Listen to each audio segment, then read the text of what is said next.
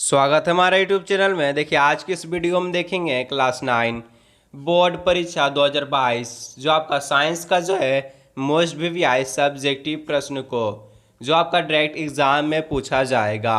इसलिए वीडियो पर अंत तक बने रहिएगा और अपने सभी दोस्तों के साथ इस वीडियो को जरूर शेयर कीजिएगा और चैनल पर पहली बार आए तो चैनल को सब्सक्राइब करके साथ ही बेल आइकन को प्रेस कर नोटिफिकेशन को ऑन कर लीजिएगा। देखिए आपका जो क्लास 9 का इस चैनल पर तैयारी होना शुरू हो चुका है और कुछ जो है मोस्ट वीवीआई सब्जेक्टिव प्रश्न का वीडियो भी अपलोड हो चुका है। अगर उसे ना देखे तो डिस्क्रिप्शन में लिंक है, जाकर देख लीजिएगा और इस वीडियो पर अंत तक बने रहिएगा क्योंकि आपका यहाँ से एक भी प्रश्न आपका एग्जाम में छूटने वाला नहीं है। एक भी आपका जो एग्जाम में छूटने वाला नहीं है प्रश्न। तो चलिए वीडियो पर अंत तक बने रहिएगा। वीडियो को स्टार्ट करते हैं। तो देखिए आपका जो टर्म 2 का एग्ज़ाम जो होगा वो सब्जेक्टिव लिया जाएगा। टर्म 2 का एग्ज़ाम जो आपका सब्जेक्टिव लिया जाएगा और सब्जेक्टिव में जो आपका पैटर्न रहेगा ऑब्जेक्टिव रहेगा, वेरी शॉर्ट रहेगा और जो है लॉन्ग प्रश्न रहेगा। यानी जो आपका सब्जेक्टिव प्रश्न में जो आपका है 4 प्रकार का जो है पैटर्न रहेगा एग्जाम में। पहला ऑब्जेक्टिव, उसके बाद वेरी शॉर्ट, उसका बाद शॉर्ट, उसका बाद है जो लॉन्ग। तो हम आपको इस वीडियो में भी जो है पहले ऑब्जेक्टिव बताएंगे, उसके बाद जो है वेरी शॉर्ट बताएंगे, उसके बाद शॉर्ट बताएंगे, उसके बाद जो है लॉन्ग बताएंगे। और देखिए जो आपका एग्ज़ाम जो है अभी जून में लिया जाएगा तो आपका एग्ज़ाम में अभी तक आपको जो है 1 महीना दिया गया है। तो 1 महीना में जितना भी आपका जो सिलेबस है सभी चैप्टरों को, ऑल चैप्टरों को जो है मोस्ट वीवीआई सब्जेक्टिव प्रश्न को हम लोग देखेंगे।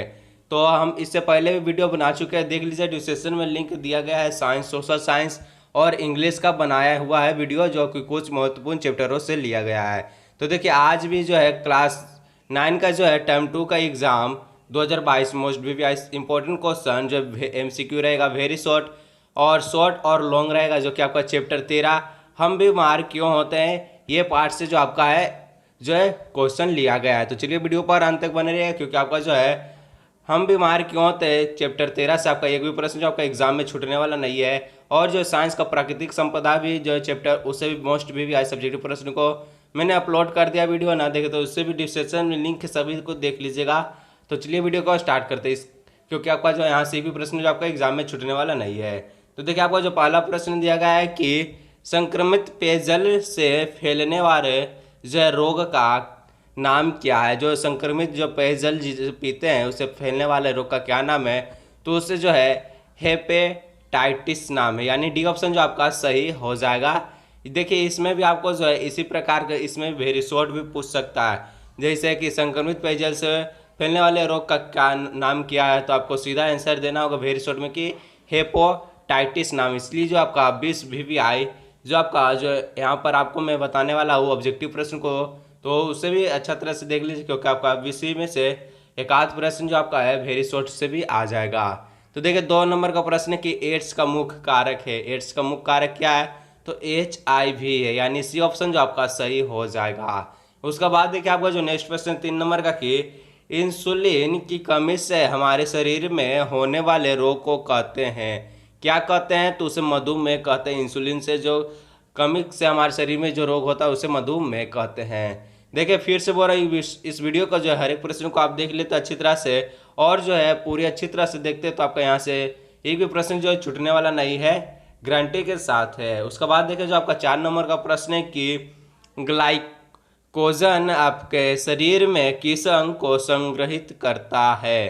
तो किस अंग को करता है तो यकृत व मांसपेशी दोनों में, यकृत और मांसपेशी दोनों में जो है ग्लाइकोजन जो है शरीर को जो है संग्रहित करता है। आगे देखिए 5 नंबर का प्रश्न पूछा है कि किसी भी शरीर का स्वास्थ्य रहना निम्न में से किन बातों पर निर्भर करता है। तो देखिए आसमान, अनुवांशिक गुण, प्रदूषण रहित वातावरण और असंक्रमित पोषण, इसके कारण जो है स्वास्थ्य रहना ही जो है निर्भर करता है। तो यानी डी ऑप्शन जो आपका सही हो जाएगा। सभी प्रकार का जो कथन है सही दिया गया है। आगे देखिए आपका 6 नंबर का प्रश्न है कि किसी भी रोग के संक्रमण में कौन सी सीमा रेखा पहले टूटने की संभावना होती है। तो प्रथम सीमा रेखा जो है उसे जो है टूटने की संभावना होता है सबसे पहले। उसका बाद देखिए आपका जो 7 नंबर का प्रश्न है कि रक्त के हीमोग्लोबिन से किस गैस का संयोजन सबसे अधिक मात्रा में होता है। जो रक्त है जिसके कारण हीमोग्लोबिन से किस गैस का संयोजन सबसे अधिक मात्रा में होता है? तो देखिए कार्बन मोनोऑक्साइड का जो आपका रक्त के हीमोग्लोबिन से जो है संयोजन सबसे अधिक होता है। आगे देखिए आपका 8 नंबर का प्रश्न है कि एनीमिया नामक बीमारी किस पोषक तत्व की कमी से पैदा होती है? एनीमिया जो है किस नामक बीमारी से पोषक तत्व की कमी से पैदा होती है? तो वो आयरन की कमी से होती है, यानी बी जो आपका सही हो जाएगा, जिसके कारण जो आपका एनीमिया होता है आयरन की कमी से। देखिए आपको ऐसा ही पूछेगा वेरी शॉर्ट में कि इसी प्रकार के कि देखिए एनीमिया जो है किसके कारण होता है, कौन से तत्व के कारण? तो आपको लिखना सीधा आयरन के कारण, बी ऑप्शन जो आपका सही हो जाएगा। ऐसे लिखना आपको, ऑप्शन आपको जो वेरी शॉर्ट में नहीं दिया जाएगा। देखिए आपको 9 प्रश्न है, 9 नंबर का प्रश्न कि निद्रा रोग कौन उत्पन्न करता है? निद्रा जो है किसी मनुष्य को जब नींद आता है कौन रोग उत्पन्न करता है? तो ट्रिपोसोमा, यानी जो आपका ए नंबर जो है सही हो जाएगा ऑप्शन का। आगे देखिए आपका जो 10 नंबर का प्रश्न कि रतौंधी किस प्रकार का रोग है? जो रतौंधी है उस किस प्रकार का रोग है? तो विटामिन ए की कमी से उत्पन्न होने वाले रोग को क्या कहते हैं? तो रतौंधी कहते हैं, यानी जो आपका डी ऑप्शन जो आपका सही हो जाएगा, विटामिन ए की कमी से उत्पन्न होने वाले रोग को। उसके बाद देखिए आपका 11 नंबर का प्रश्न है कि रंगों के प्रति अंधापन किस प्रकार का रोग है? जो रंगों के प्रति जो है अंधापन किस प्रकार का रोग है? तो आपका जो है अनुवांशिक रोग होता है, यानी ए ऑप्शन जो आपका सही हो जाएगा, जिसके कारण रंग के प्रति अंधापन आता है। आगे देखिए आपका जो 12 नंबर का प्रश्न है कि स्कर्वी किस विटामिन की कमी से उत्पन्न होती है?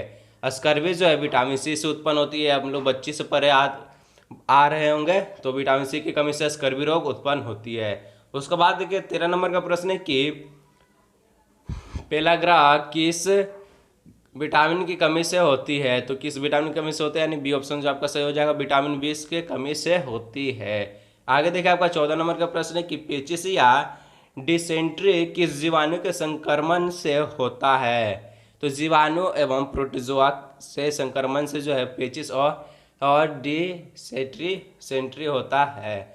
आगे देखिए उसका बाद जो 15 नंबर का प्रश्न है कि इनमें से किसको जो है संक्रामक बीमारी नहीं माना जाता है? संक्रामक बीमारी जो है किसको नहीं माना जाता? तो हीमोफीलिया को, यानी डी ऑप्शन जो आपका सही हो जाए, हीमोफीलिया को जो है संक्रामक बीमारी नहीं माना जाता है। देखिए इस प्रश्न को भी जो इस वीडियो को सभी प्रश्नों को आप अच्छी तरह से देखिए, क्योंकि आपका यहाँ से एक भी प्रश्न जो आपका एग्जाम में छूटने वाला नहीं है, मैं फिर से बोल दे रहा हूँ। और जो आपको जितना भी प्रश्न बता रहा हूँ उसको याद जरूर से जरूर आपको करना है, क्योंकि आपके एग्जाम के लिए बहुत ही महत्वपूर्ण होने वाला है। बाद देखिए आपका जो 16 नंबर का प्रश्न दिया गया है कि निम्न बीमारी में से किस बीमारी को रोकने में शरीर का जो प्रतिरक्षक तंत्र सफल नहीं हो पाता है? किस बीमारी को रोकने में प्रतिरक्षक तंत्र जो है सफल नहीं हो पाता? देखिए ऑप्शन है एड्स, हेपेटाइटिस बी, कैंसर, यानी जो आपका सभी प्रकार की जो बीमारी है उसको जो प्रतिरक्षक तंत्र जो है सफल नहीं होता है रोकने में, यानी डी ऑप्शन जो आपका सही हो जाएगा सभी को। उसके बाद देखिए आपका जो 17 नंबर का प्रश्न है कि निम्न लक्षणों में किस लक्षण से कुछ संक्रमण होने की जानकारी हमें होती है?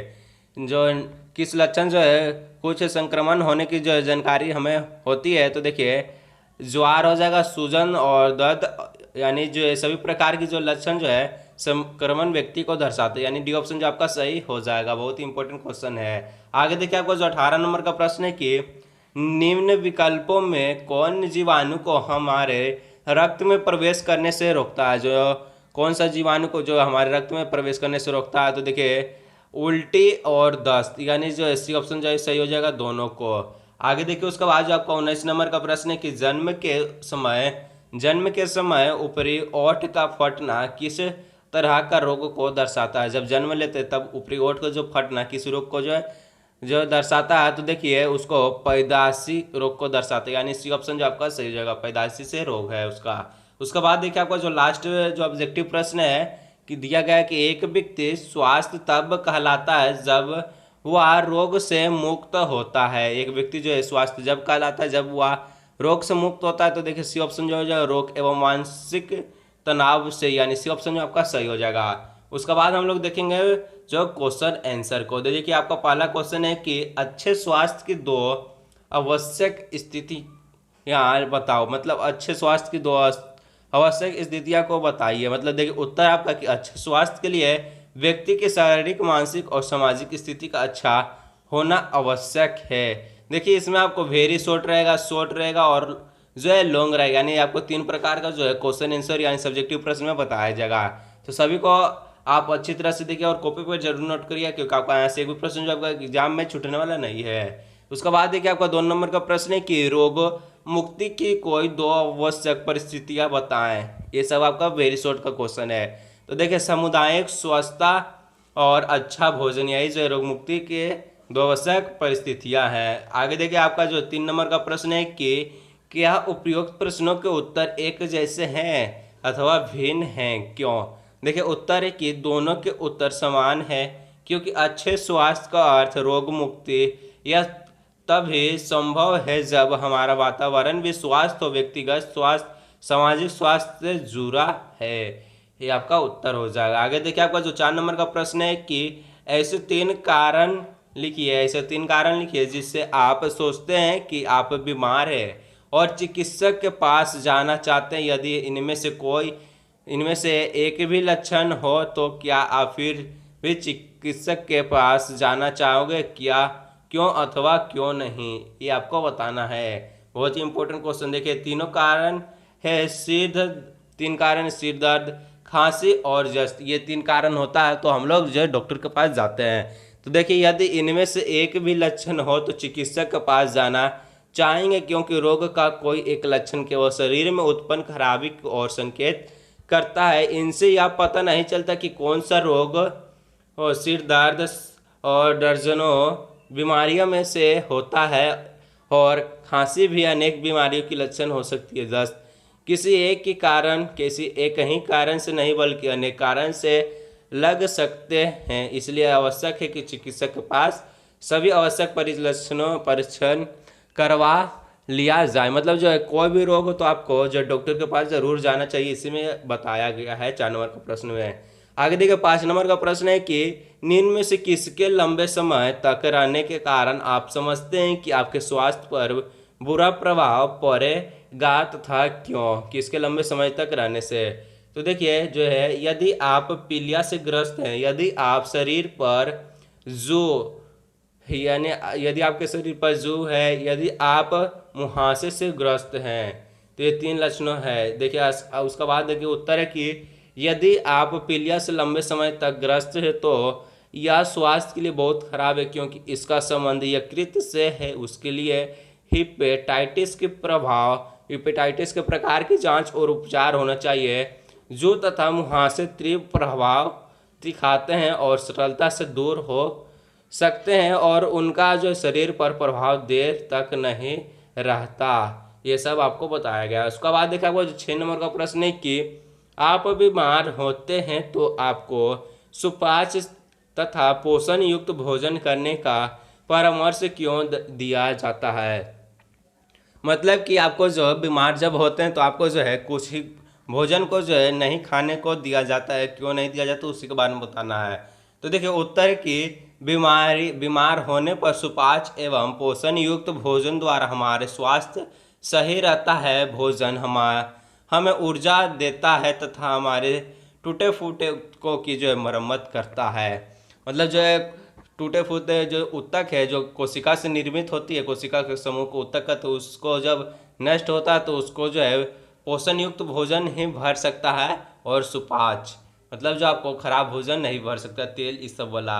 उसका बाद है कि आपका 7 नंबर का प्रश्न है कि संक्रामक रोग फैलने की विभिन्न विधियां कौन सी है।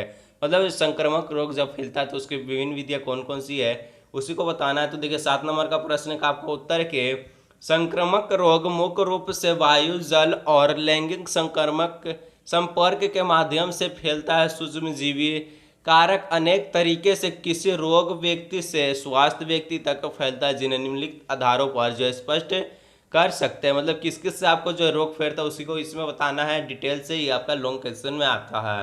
तो देखिए आपको जो है हवा पहले दिया कि हवा से ऐसे रोग के सूक्ष्म जीव मनुष्य के हवा में छींकने, खांसने, बात करने के द्वारा फैलते हैं।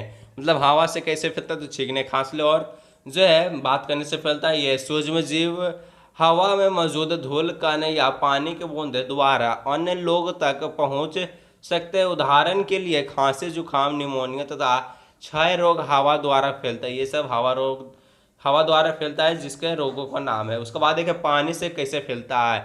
जब संक्रमित रोग से ग्रसित रोग अपशिष्ट पेयजल में मिल जाते हैं और यदि कोई स्वास्थ्य व्यक्ति जाने अनजाने में इस जल को जब पी लेता है तो रोगाणु को एक नया पोषी मिल जाता है जिससे वह इस रोग से ग्रसित हो जाता है, जैसे कोरेला। मतलब जो आपका पानी से होने वाला रोग का नाम है कोरेला। आगे देखिए आपका जो है लैंगिक संपर्क से कैसे फैलता है। तो देखिए कुछ सूक्ष्म जीवीय रोग जैसे सिफिलिस अथवा एड्स लैंगिक संपर्क के समय एक साथी से दूसरे साथी में स्थानांतरित होते हैं। यही जो आपका लैंगिक संपर्क से रोग होता है। आगे देखिए चौथा नंबर की जंतुओं के द्वारा मच्छर, मक्खी, पिस्सू आदि संक्रमक करने वाले कारक है जो रोगाणु को एक व्यक्ति से दूसरे व्यक्ति तक पहुंचा देता है। संक्रमित व कुत्ता, बंदर, नेवला आदि जंतु भी जो है रेबीज फैलाते हैं, उनकी लार से ये रोग फैलता है। मतलब जो आपको कुत्ता लोग ये सब जो है लार टपका देते हैं तो उससे भी जो है रोग फैलता है। जैसे सांप भी जो है लार टपकाते हो तभी रोग आपको फैलता है। आगे देखिए आपका 8 नंबर का प्रश्न पूछा है कि संक्रामक रोगों को फैलने से रोकने के लिए आपके अपने विद्यालय में कौन कौन सी सावधानियां आवश्यक है।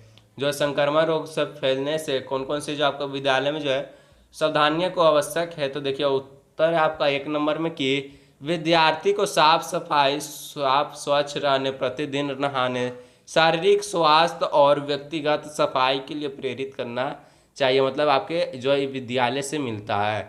2 नंबर का प्रश्न कि मलमूत्र तथा अपशिष्ट का निपटान ठीक प्रकार से होना चाहिए। आगे देखिए आपको जो 3 नंबर का प्रश्न है कि खुले स्थानों पर मल त्याग पूरी तरह प्रतिबंध होना चाहिए। शिवार व्यवस्था बहुत अच्छी होना चाहिए। विद्यालय में कैंटीन में फटे हुए फल, बिना ढकी खाद्य सामग्री अति प्रतिबंधित होनी चाहिए। मतलब जो आपका विद्यालय में ये सब संक्रमण से रोकने के लिए जो है उपाय बताया गया है। 6 नंबर का प्रश्न है कि संक्रामक रोगों मतलब 6 नंबर ऑप्शन है कि संक्रामक रोगों से ग्रसित विद्यार्थी को तब तक विद्यालय में आने से रोक दिया जाना चाहिए जब तक वह पूरी तरह से स्वस्थ ना हो। मतलब जब पूरी तरह से स्वस्थ ना हो तब तक उसको जब विद्यालय में रोकना चाहिए नहीं आने से। देखिए मच्छर, मक्खी आदि को नष्ट कर देना चाहिए। मच्छर मक्खी जो है इससे भी रोग फैलता है। समय समय विद्यार्थी को जो संक्रामक पर रोक पाने के लिए टीकों का प्रबंध करना चाहिए। एक टीका लगता है जो कि आपको जो है बिना रोग करने का रहता है। उसके बाद आपका 9 नंबर का प्रश्न है कि प्रतिरक्षीकरण जो है क्या है। उत्तर है प्रतिरक्षीकरण को संक्रमित रोगों से शरीर की सुरक्षा के रूप में परिभाषित किया जाता है। यह उन रोगाणु की नकल करता है जो टीके द्वारा शरीर में पहुंच जाते हैं। मतलब जो है ये ऐसा रोग है जिसके द्वारा जो टीके के द्वारा जो पहुंच जाता है उसको जो है नकल करता है रोगाणु को। आगे देखिए आपका जो 10 नंबर का प्रश्न है कि आपके पास में स्थित स्वास्थ्य केंद्र में टीकाकरण के कौन से कार्यक्रम उपलब्ध है। आपके पास जो है स्वास्थ्य केंद्र में कौन सा टीकाकरण का उपलब्ध है, आपके क्षेत्र में कौन कौन से स्वास्थ्य संबंधित मुख्य समस्या है, ये आपको बताना है। तो देखिए उत्तर है हमारे पास स्थित स्वास्थ्य केंद्र में डिप्थीरिया, पर्टुसिस, काली खांसी, टेटनस, पोलियो का टीका, हेपेटाइटिस बी, MSR, पीलिया, टाइफाइड टीकाकरण के कार्यक्रम उपलब्ध है। इन सभी रोगों में पीलिया और टाइफाइड स्वास्थ्य संबंधित मुख्य समस्याएं हैं। मतलब जो स्वास्थ्य संबंधित जो मुख्य समस्याओं को बताया गया है। बहुत ही इंपॉर्टेंट क्वेश्चन था। आगे देखिए आपका जो अभ्यास के प्रश्न आपका जो है स्टार्ट हो गया। तो पहला प्रश्न है आपका कि पिछले 1 वर्ष में आप कितनी बार बीमार हुए, बीमार क्या थी। इन बीमारियों को हटाने के लिए आपने दिनचर्या में क्या परिवर्तन करेंगे। इन बीमारियों से बचने के लिए आप अपने पड़ोस में क्या परिवर्तन करना चाहेंगे। अपने हो जाएगा यहाँ आपका उत्तर हो जाएगा कि देखिए कि पिछले 1 वर्ष में मैं 2 बार बीमार हुई। पहली बार मुझे वायरल बुखार हुआ और दूसरी बार मलेरिया हुआ। मतलब जो आपको अनुमान कर बताना है। तो देखिए पहला पॉइंट आपका दिया है कि बीमारी से बचने के लिए प्रतिरक्षा तंत्र का सबल होना आवश्यक है। इसकी पौष्टिक और संतुलित भोजन खाना पसंद करूंगी। मलेरिया से बचने के लिए मच्छरदानी का प्रयोग करूंगी। अच्छा, मच्छर घर में प्रवेश ना कर सके ऐसा प्रबंध करूंगी। मतलब ये लड़की लड़की के लेकर बताया गया। अगर आप लड़के तो करूंगी की जगह करेगा लिखिएगा।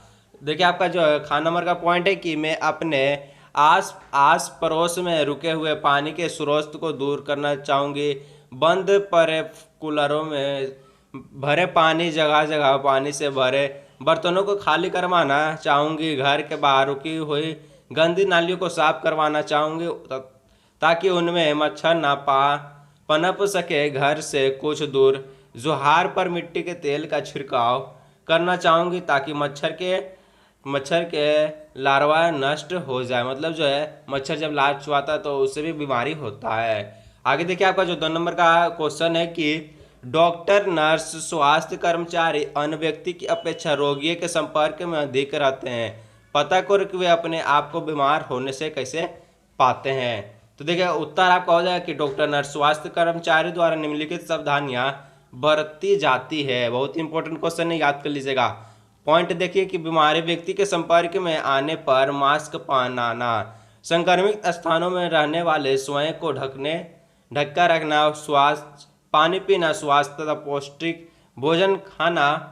और उसके बाद देखिए आपका जो पॉइंट है कि उचित सफाई तथा व्यक्तिगत स्वास्थ्य सुनिश्चित करना। मतलब जो आपको जब सब्जेक्टिव प्रश्न आपको जो मिलेगा उसके नीचे ही आपको जो है उत्तर दिया जाएगा। मतलब जो आपको इस प्रकार का जो लाइन दिया जाएगा उसको आपको पूरी अच्छी तरह से भरना है।